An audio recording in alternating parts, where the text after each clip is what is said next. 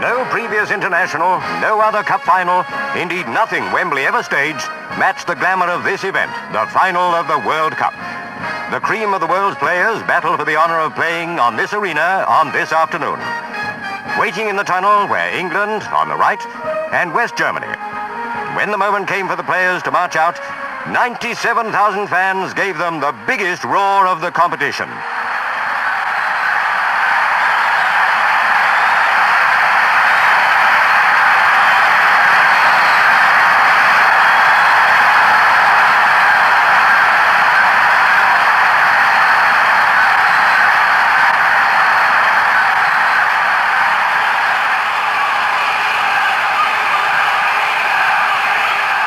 Bobby Moore and Uwe Seeler were out in the middle exchanging international compliments and meeting the referee, Dienst of Switzerland.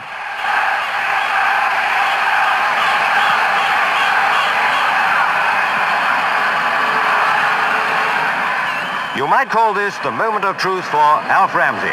His 3 years of team building, as the Germans kicked off, coming up for its crucial test. England looked unfamiliar in their red shirts.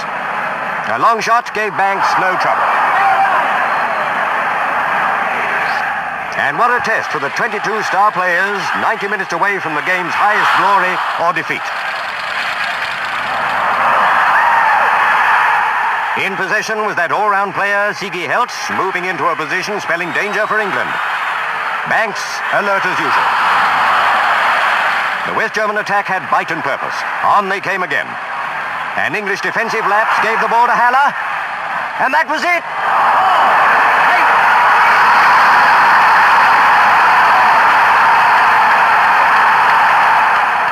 One down after 12 minutes spurred the English attack.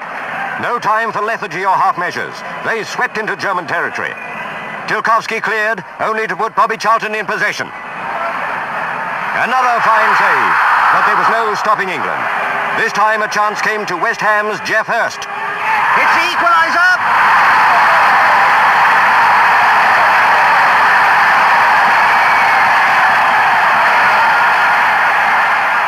Splendidly matched, these teams. German top scorer Emmerich had a chance. Fortunately, Gordon Banks anticipated his shot.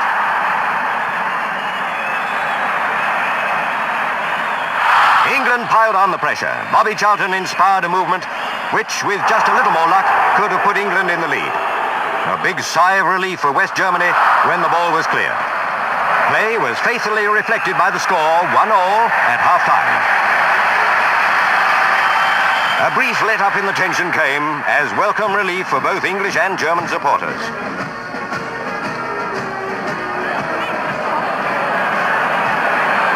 But as England kicked off, playing right to left and quickly built up an attack, excitement made the Wembley atmosphere electric.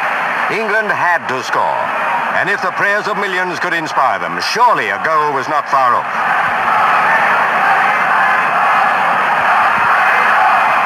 The West German defense was like a stone wall. Again, England launched an offensive. And again, the German blockade could not be penetrated. Play swung to the other end. West Germany threatened the English goal, but Banks, playing brilliantly, was in position to deal with it.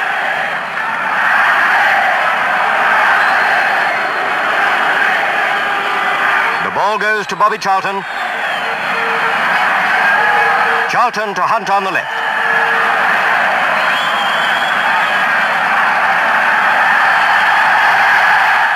Despite strong German threats, the English defense could not be rattled.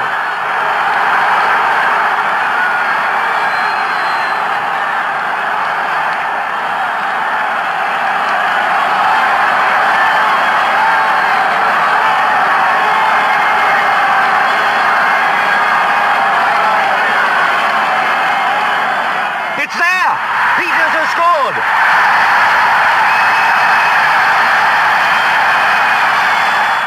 For the Wembley thousands and the millions at home, one thought, victory. England, spurred by their 2-1 lead, played like a team inspired to clinch a win.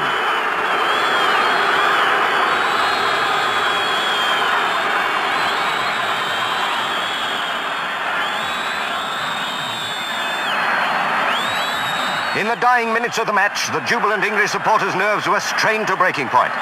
The World Cup was within England's reach. If only they could keep the lead for a few desperate minutes against the West Germans. Now a team playing their hearts out to keep in the running.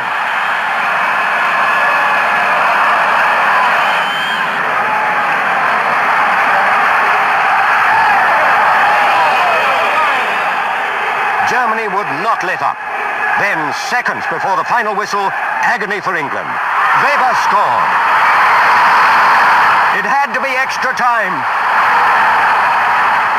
The first period of extra time proved to the full the value of Ramsey's training methods. England began with a vigour and speed astounding after the grueling 90 minutes they'd already played. Charlton and his fellow sharpshooters came back time after time in the Ramsey spirit, believing that with sustained attack the goals must come. Then Jeff Hurst, cool and collected, had the ball in the net. No! It bounced out! Goal claimed England. No goal, protested the Germans. The referee consulted the linesman, who'd been in line with the posts, and goal it was.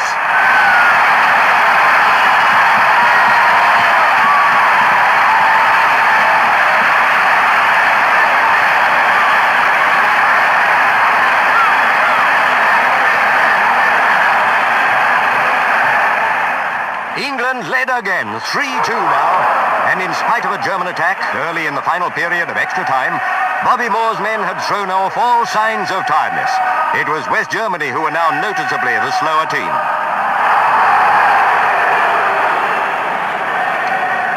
When there was only a minute to go, England still had no thought of being content with that one-goal lead.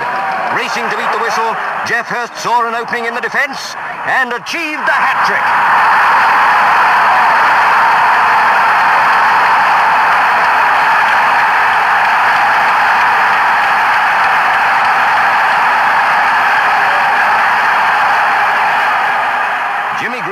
Out of the side through injury, set the example to the other reserves by congratulating the victorious players.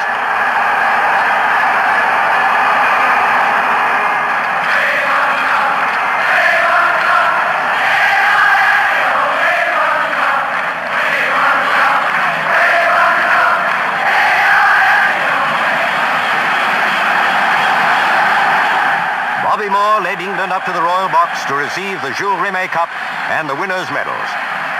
To be here as winners of the FA Cup has often been described as the summit of a footballer's ambition. How much greater was the triumph they enjoyed now.